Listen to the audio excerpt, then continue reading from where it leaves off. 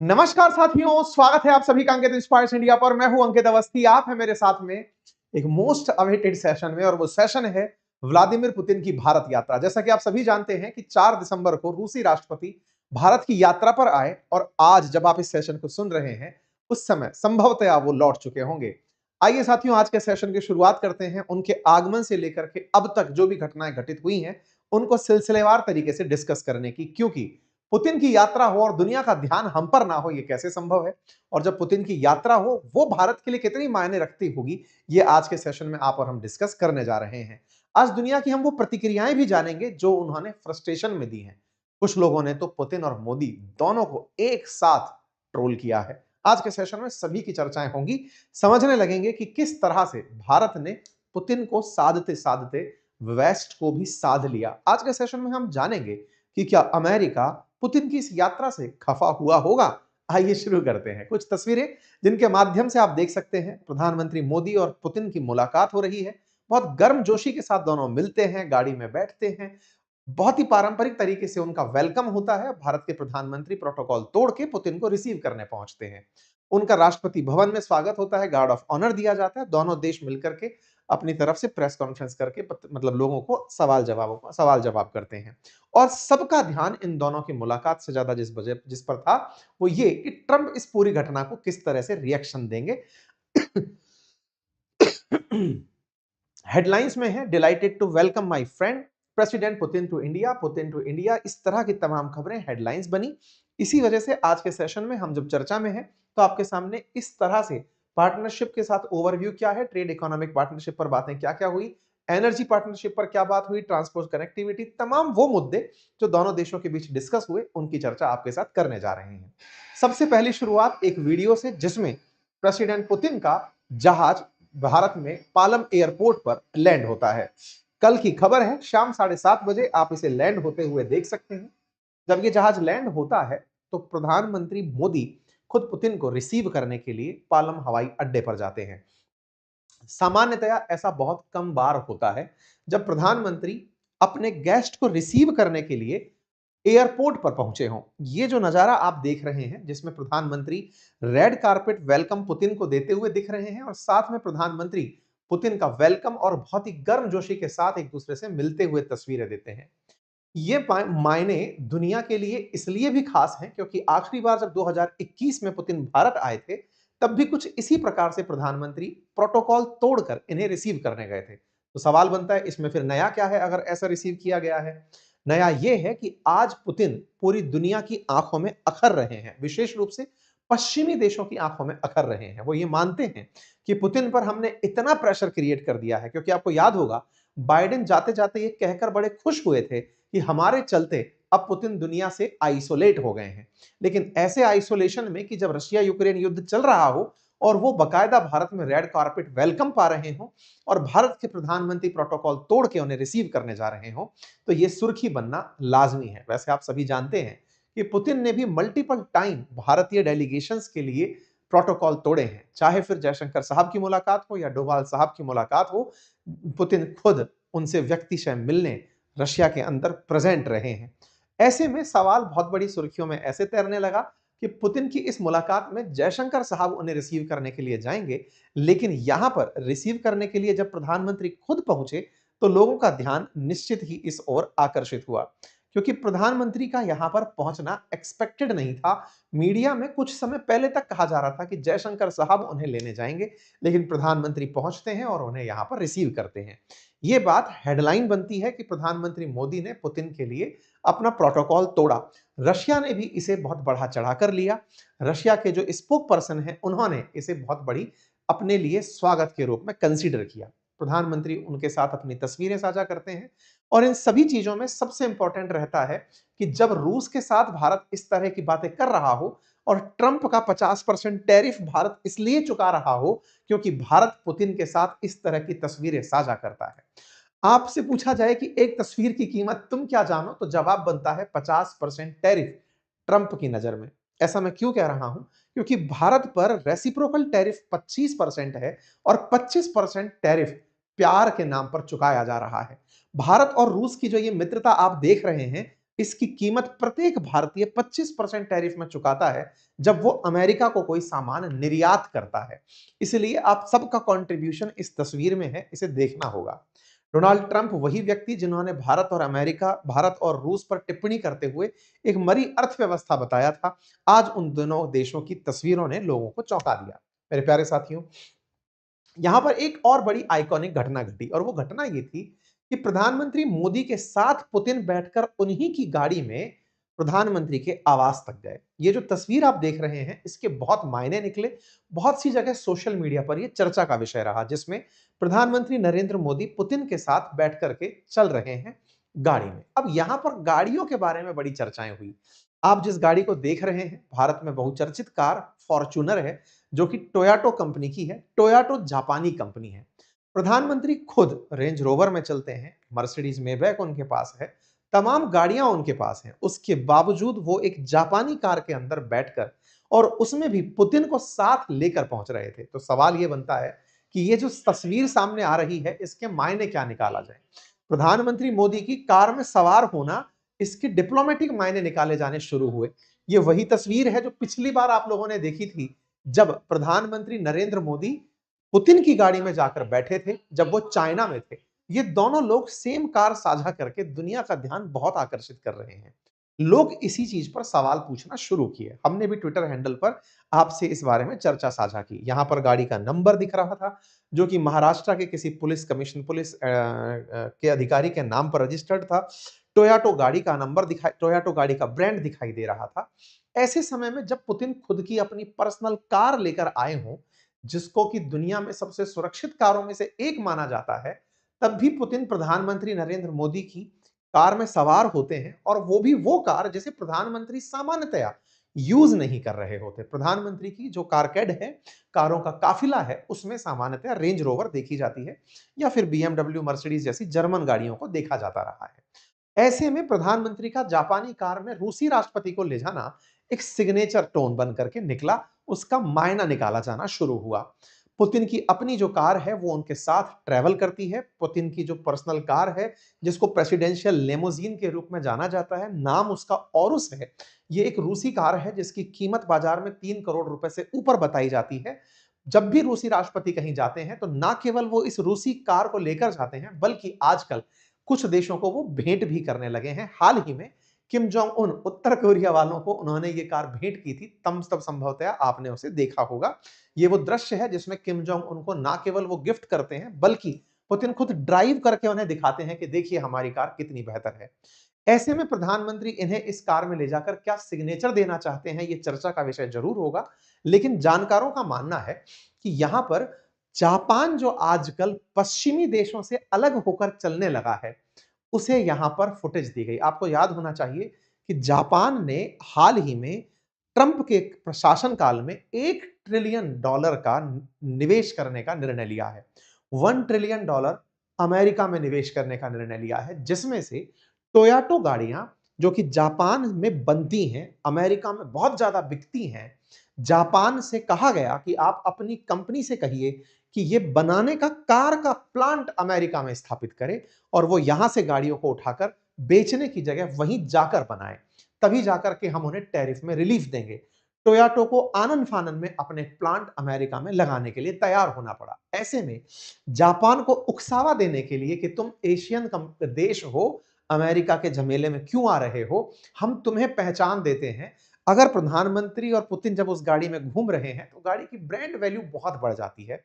यहां पर लोगों ने तमाम सवाल किए कि प्रधानमंत्री रेंज रोवर में ही क्यों नहीं गए, टाटा का ब्रांड है, उससे उन्हें और प्रमोशन मिलता। लेकिन कहा गया कि पुतिन को यहां पर डिप्लोमेसी में जापान को अपने साथ खींचना था, कि सब एशियन अगर एक हो जाएं, तो पश्चिम देखता रह जाएगा। सबके मायने हैं, अब ये तो खुद ही वो बताएं, तब की बड़ी बात है। हालांकि प्रधानमंत्री ने ऐसा बहुत से राष्ट्राध्यक्षों के लिए किया है कि उन्हें अपने कार में लेकर साथ निकले हैं। उनमें से चाहे वो ओबामा रहे हों, चाहे नेतन्याहू रहे हों, या फिर यूके के प्रधानमंत्री रहे हों। इन तमाम तस्वीरों के साथ फिर आगे की जानकारी निकलती है और पता चलता है कि प्रधानमंत्री उन्हें लेकर के अपने साथ अपने निज आवास पहुंचते हैं, जहां पर प्रधानमंत्री का साथ लोक कल्याण मार्ग पर जो निवास है, वहां पर पुतिन साहब और आप दोनों पहुंचते हैं। रात्रि के भोज की यहाँ पर व्यवस्था होती है। अपने दोस्त के स्वागत में पूरी तरह से सजाया हुआ प्रधानमंत्री का निवास होता है। प्रधानमंत्री यहाँ पर उन्हें रशियन भाषा में ट्रांसलेट की हुई गीता भेंट करते हैं। तस्वीरों में इस तरह की चीजें साफ दिखाई दे रही हैं। सवाल था कि क्या केवल रूसी राष्ट्रपति ही आए या उनके साथ कोई और भी आया? बहुत सारा जहाज में लोग भरकर आया था, जिसमें से रूस की तरफ से उनके रूस के रक्षा मंत्री भी थे, तो उनके वित्त मंत्री भी थे, तो उनके वाणिज्य मंत्री भी थे। सब लोग यहाँ पर पहुंच रहे थे। रक्षा मंत्री से मुलाकात कर रहे थे, वित्त मंत्री से, वाणिज्य मंत्री से, रक्षा मंत्री भारत के तीनों सेनाओं के प्रमुख से, सीडीएस से, सबकी आपस में मुलाकात चल रही थी। यानी कि ये बिल्कुल वैसे ही है कि साहब केवल दूल्हा ही नहीं आया, दूल्हे के साथ दूल्हे के पापा, दादा, मामा, मौसा सब चल करके बारात में आए हैं। ऐसे ही केवल पुतिन नहीं आए, पुतिन का पूरा कैबिनेट उठकर इंडिया आया है। बड़े सारे व्यवसायी पहुंचे हैं और सभी लोग अपने-अपने स्तर की वार्ताओं में बिजी हैं, जिन्हें आप कुछ तस्वीरों के माध्यम से देख सकते हैं। इन तमाम तस्वीरों में वाणिज्य मंत्री के साथ मुलाकात हो या वित्त मंत्री के साथ मुलाकातें हों, रक्षा मंत्री के साथ मुलाकातें हों, इनकी तस्वीरें बाहर निकल कर आती हैं। सब अपने समकक्ष अधिकारियों से, मंत्रियों से बातचीत करते हुए दिखाई पड़ते हैं। कृषि मंत्री के स्तर पर कृषि मंत्री से भी बातचीत होते हुए दिखाई पड़ते हैं। इसी प्रकार से जब यहां से दिन की शुरुआत होती है अगले दिन की, तब रूसी राष्ट्रपति का भारत के राष्ट्रपति भवन में स्वागत सम्मान कार्यक्रम रखा जाता है। पुतिन यहां पर पहुंचते हैं और एक बहुत ही आकर्षक दृश्य देखने को मिलता है जब पुतिन यहां पर खड़े हुए ये जो एक अधिकारी हैं जिन्होंने सल्यूट प्रेषित किया था, उनके साथ हैंडशेक करते हैं। सामान्यतया इस विषय पर चर्चाएं कम होती हैं, लेकिन लोगों ने कहा कि चूंकि आप एक सेना के अधिकारी रहे हैं, गुप्तचर एजेंसी के अधिकारी रहे हैं, खुद पुतिन, ऐसे में उन्हें सेना के जवानों का सम्मान करना आता है। सामान्यतः राष्ट्रपति भवन में जो इस तरह से पूरी परेड को दिशा दे रहे अधिकारी होते हैं, ये उच्च श्रेणी के उच्च पद पे बैठे हुए अधिकारी होते हैं। लेकिन बहुत बार विदेशी अतिथि जब आते हैं तो वो उनके साथ हैंडशेक करने की जगह सैल्यूट करके या फिर केवल अभिवादन करके आगे बढ़ जाते हैं। लेकिन यहाँ पर रूसी राष्ट्रपति ने उनके साथ हाथ मिलाया, लोगों ने इसकी बहुत तारीफ की। इसके बाद में फिर समय आता है आपको गार्ड ऑफ ऑनर देने का, 21 तोपों की सलामी देने का। रूसी राष्ट्रपति को राष्ट्रपति भवन में 21 तोपों की सलामी दी जाती है। बिल्कुल कन्वेंशनल अंदाज में घुड़सवार जो लोग हैं उनके प्रेजेंस में प्रॉपर तरीके से आपको रूसी राष्ट्रगान के साथ में 21 तोपों की सलामी के साथ में स्वागत गार्ड ऑफ ऑनर का दिया जाता है। ये एक प्रकार से अतिथि को दिया जाने वाला वो सम्मान है कि आपका हमारे देश में स्वागत है। देश का राष्ट्रपति, हमारे देश का राष्ट्रपति श्री द्रौपदी मुर्मू जो हैं, वो हमारे देश की प्रथम नागरिक भी हैं। तो प्रथम नागरिक दूसरे देश के प्रथम नागरिक का स्वागत कर रहा है। इस पूरी घटना का सेरेमोनियल मतलब ये निकाला जाता है कि आप किसी भी देश के जब राष्ट्रपति का स्वागत राष्ट्रपति से करवाते हैं, तो देश का प्रधान एक दूसरे से मिल रहा है। मतलब खुद प्रधानमंत्री भी भारत के राष्ट्रपति के लिए जिम्मेदार हैं कि हाँ भाई, हमको राष्ट्रपति के सामने जाना है, कुछ उस तरह से है, ठीक है? तो यहाँ पर इनकी मुलाकातें होती हैं और इस मुलाकात के मायने निकलते हैं। जिम्मेदार से अर्थ कॉन्स्टिट्यूशनल तरीके से मत निकाल लीजिएगा। मेरा मतलब है हायरार्की में, सम्मान में राष्ट्रपति भारत के अंदर प्रधानमंत्री से ऊपर आते हैं, ठीक है सर? यहाँ पर ये तस्वीरें बाहर निकल कर आती हैं। तस्वीरों के साथ-साथ फिर पुतिन राजघाट जाते हैं और अपनी तरफ से महात्मा गांधी जी को ट्रिब्यूट पे करते हैं। यहाँ पर फिर अपनी तरफ से अपने एक्सपीरियंसेस साझा किए जाते हैं। हैदराबाद हाउस जाते हैं, वहाँ पर दोनों मीडिया के साथ थोड़ी देर के लिए रूबरू होते हैं, तस्वीरें खिंचाते हैं, दोनों के बीच में एग्रीमेंट साइन होते हैं। दोनों एक-दूसरे के बारे में मीडिया के सामने बातें रखते हैं, जिसमें यूक्रेन क्राइसिस के ऊपर भी बात होती है। दोनों के एक-दूसरे के साथ ट्रस्ट के बिल्डिंग पर भी बातचीत होती है। यूक्रेन क्राइसिस पर भारत के द्वारा कहा गया कि भारत न्यूट्रल नहीं है। रशिया यूक्रेन मामले में भारत शांति के साथ खड़ा है। आपको याद होगा 2022 से ही भारत ने डिप्लोमेसी, डायलॉग और पीस, ये 3 शब्द ऐसे पकड़े हुए हैं कि रशिया यूक्रेन में हम किसके साथ हैं? बोले साहब हम शांति के साथ हैं। शांति, पीस से कहा गया है। शांति, डिप्लोमेसी, डायलॉग, हम इन 3 चीजों के पक्षधर हैं। ना हम रशिया के पक्षधर हैं, ना हम यूक्रेन के पक्षधर हैं। बिल्कुल उसी तरह से हमने फिर इस बात को दोहराया। पुतिन इस बात से मतलब खुश थे, लेकिन भारत का कोई यहाँ पर ऐसा स्टैंड नहीं था कि हाँ साहब आप बहुत बढ़िया कर रहे हो, यूक्रेन के साथ जमीन छीन लो। हमने कुछ ऐसा बयान नहीं दिया है, ठीक है? एक दूसरे की तारीफ में बढ़िया-बढ़िया बातें होती हैं। याद किया जाता है दोनों देशों के बीच में 25 साल हो गए हैं। इंटरेस्टिंग बात है, दोनों देशों के डिप्लोमेटिक रिलेशन के 25 साल हो गए हैं। 25 साल पहले इन रिलेशंस को शुरू करने वाले भी पुतिन ही थे।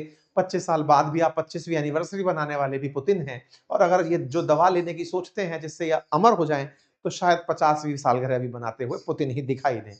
ये एक सरकाज़म भी हो सकता है और एक शुभकामना भी। सरकाज़म इसलिए पुतिन 25 साल से सरकार में बने हुए हैं। सरकार में बने रहने में आपको अपोजिशन के साथ में क्या व्यवहार रखा जाता है, वेस्टर्न मीडिया आपको तानाशाह की तरह प्रेज़ेंट करता है कि आपके सामने कोई खड़ा ही नहीं हो पाता। जो खड़े होते हैं, उन्हें विचित्र प्रकार के ज़हर दे दिए जाते हैं। ऐसा पुतिन के बारे में चर्चाएँ होती हैं। पर कोई नहीं, भारत के साथ 25 सालों में आपने जो कोऑपरेशन किया, वो हमारे हित में है, इसलिए भारत आपका स्वागत और सम्मान कर रहा है। फिलहाल के लिए हमारी यहाँ पर मुलाकातें होती हैं, प्रॉपर एक-दूसरे के साथ ओपिनियन साझा होते हैं। दोनों देश अपने विज़न साझा करते हैं, दुनिया में शांति के लिए बातें होती हैं।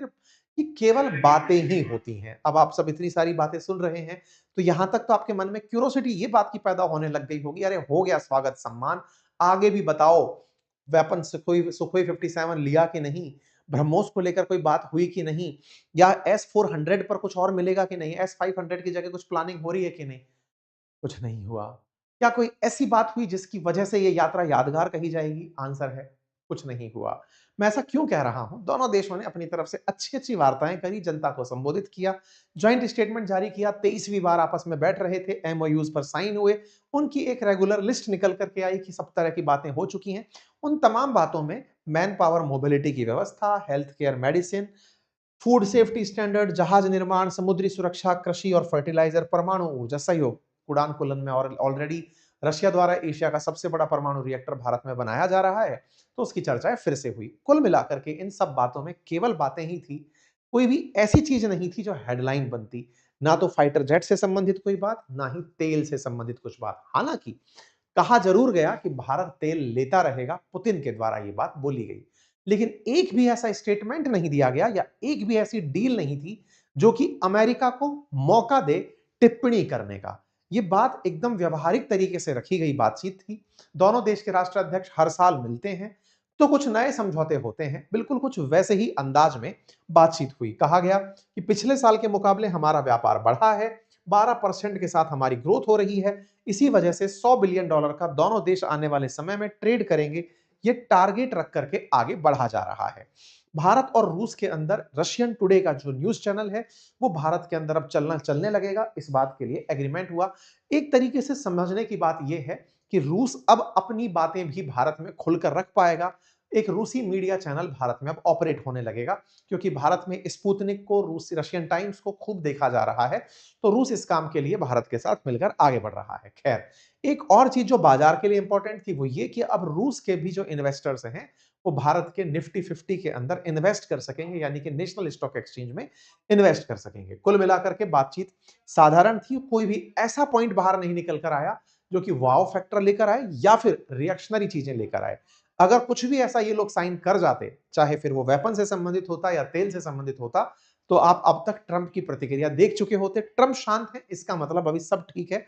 पैमाना यही है कि ट्रंप खफा हुए कि नहीं। ट्रंप की प्रतिक्रिया मतलब कुछ भारत ने किया होगा, ऐसा कुछ नहीं था। कुल मिलाकर के दोनों देशों के बीच में साधारण बातचीत हुई, दोनों देशों ने जो चल रहा है उन्हीं पर बातचीत करते हुए चीजों को आगे बढ़ाया। अब इसके साथ-साथ जब ये सब चीजें चल रही थी, तो बात निकल कर आई कि दुनिया ने क्या रिएक्ट किया। ब्लूमबर्ग नाम के एक न्यूज़ चैनल ने कल के दिन एक फेक खबर फैला दी और कहा कि $2 बिलियन का भारत ने सबमरीन डील कर लिया है रूस के साथ। लेकिन अगले ही दिन वो खबर गलत निकली।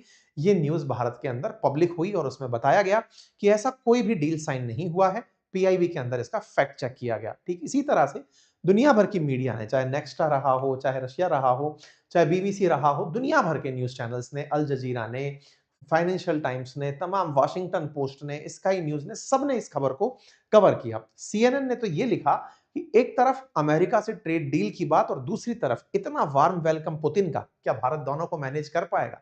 बड़ा सवाल है, लंबे समय से लोग इसी का आंसर खोज रहे हैं। ऐसे में सबसे सवाल ये भी बचा रहा कि क्या अल्टीमेटली पुतिन भारत जाकर कुछ करना चाह रहे थे या दुनिया को केवल ये बताना चाह रहे थे कि देखो, अभी भी हम जिंदा हैं, हमारा दुनिया में अभी भी स्वागत होता है। क्या यही बताने के लिए पुतिन गए थे? पाकिस्तान के अखबारों ने भी इस खबर को कवर किया। दुनिया भर के अखबारों ने इस खबर को अपने-अपने स्तर पर कवर किया, जिसकी तस्वीरें निकल करके आपके सामने कुछ इस तरह से चल कर आई। यहाँ पर इन्हीं खबरों के बीच में कुछ ऐसे ट्वीट्स बाहर निकल कर आए जिसमें रूस के खिलाफ यूक्रेनियंस का गुस्सा निकला। यूक्रेनियंस ने इसे बहुत ही बुरे शब्दों में अपनी तरफ से गाली देते हुए, भद्दे शब्दों का प्रयोग करते हुए भारत के चैनल्स पर काफ़ी ज़्यादा टिप्पणी की, कहा कि एक मास मर्डरर का भारत स्वागत कर रहा है, रेड कार्पेट पर वेलकम पुतिन का हो रहा है, जो कि आधुनिक विश्व के हिटलर हैं, जो कि नृशंस लोगों की हत्या कर रहे हैं, यूक्रेन में गोले गिरा रहे हैं, भारत में इनका इतना खिलखिलाते हुए स्वागत हो रहा है। यूक्रेनियंस बुरी तरह चिढ़े हुए थे, तो लोगों का जवाब निकल कर आया कि अगर पुतिन ट्रंप से मिलें तो कोई दिक्कत नहीं, लेकिन अगर पुतिन ट्रंप से मिलें, शी जिनपिंग से मिलें, मैक्रोन से मिलें तो कोई दिक्कत नहीं, लेकिन भारत से मिले तो लोगों को इस बात से दिक्कत होने लगती है। लेकिन कोई बात नहीं, लोगों को प्रतिक्रिया का मतलब अधिकार है, तो लोगों ने उसी हिसाब से प्रतिक्रिया दी। कुल मिलाकर के दोनों देशों पर लोगों की टिप्पणियां खूब सारी आई, पर सभी लोगों ने ट्रंप का भी खूब सारा मीम मार्केट बनाया। इस बीच में ट्रंप और ये वापस से निकल कर वायरल हुआ, जिसमें कि सब तेरी वजह से हुआ है, पर बोले मैंने किया क्या है टाइप से इस तरह का मीम बाहर निकल कर आया। एक और मीम बाहर निकल कर आया जिसमें कहा कि लो अब बरनौल लगाओ। कुल मिलाकर के दुनिया में प्रतिक्रिया का दौर ज्यादा था। इस यात्रा से उम्मीदें लोगों को बहुत थी, लेकिन इन्हीं उम्मीदों के साथ भारत की एक डिप्लोमेसी जो लोगों को समझ में आई वो ये कि हम रूस को भी साध गए और हम ट्रंप से भी कोई रिएक्शन नहीं दिलवा पाए। इसी रिएक्शन नहीं दिलवा पाए कि अपडेट में मैं आपको बता दूं कि इधर पुतिन की यात्रा होती है और इतने दिन से रुका हुआ जो जीई एरोस्पेस का F404IN20 इंजन है जो अमेरिका दे रहा है तेजस के लिए, वो भारत पहुंच जाता है। इसका मतलब अमेरिका में अभी ठंडक है। अमेरिका भारत के साथ अभी बौखलाया नहीं है। तेजस फाइटर जेट के लिए जो अमेरिकी इंजन आते हैं वो भारत पहुंच चुके हैं। इससे कुल मिलाकर पता ये चलता है कि अमेरिका की प्रतिक्रिया अति सामान्य है और वो भारत के साथ सकारात्मक रूप से आगे बढ़ रही है। इसी बीच में पाकिस्तान के लिए एक बुरी खबर निकल कर आई जब 40 यूएस के सेक्रेटरीट मतलब स्टेट मार्को रूबियो समेत लोगों ने लिख करके 40 लॉ मेकर्स ने उनको मार्को रूबियो को दिया है। पाकिस्तान में जो मानवाधिकारों का हनन हो रहा है उस पर उन्होंने पाकिस्तान पर एक्शन लेने के लिए कहा है। कुल मिलाकर के दुनिया के अंदर तमाम प्रतिक्रियाएं, जब आप और हम इस बात को कर रहे हैं, मैं जब सेशन कर रहा हूं उस समय रूसी राष्ट्रपति डिनर कर रहे हैं। आप जब सुनेंगे तब तक वो शायद देश से रवाना हो चुके होंगे। इस पूरी घटना का कंप्लीट विश्लेषण भी आपके साथ में फिर से लाया जाएगा कि क्या रहे मायने जल्दी ही, लेकिन फिलहाल के लिए कंप्लीट अपडेट में इतना ही। आपको जो जानकारी पसंद आई हो कमेंट बॉक्स में अवश्य लिखें। आप क्या सोचते हैं इस यात्रा के मायने क्या रहे होंगे, आप कमेंट बॉक्स में अवश्य बताएं। चैनल पर नए हैं तो सब्सक्राइब कर लें। बाकी हमारी पुस्तकें अपनी पाठशाला पर नई पुस्तक आ चुकी है, आप उसे एक्सेस कर सकते हैं। हमारे साथ जुड़ना चाहें तो आप हायरिंग के हमारे एक फॉर्म को फिल कर सकते हैं। साथ ही साथ हमारे कोर्सेज जो हमारे एप्लीकेशंस पर अपनी पाठशाला पर बातें बाजार की पर उपलब्ध हैं, आप उन्हें एक्सेस कर सकते हैं। तमाम चीज़ों के साथ फिलहाल के लिए इतना ही। बहुत-बहुत धन्यवाद।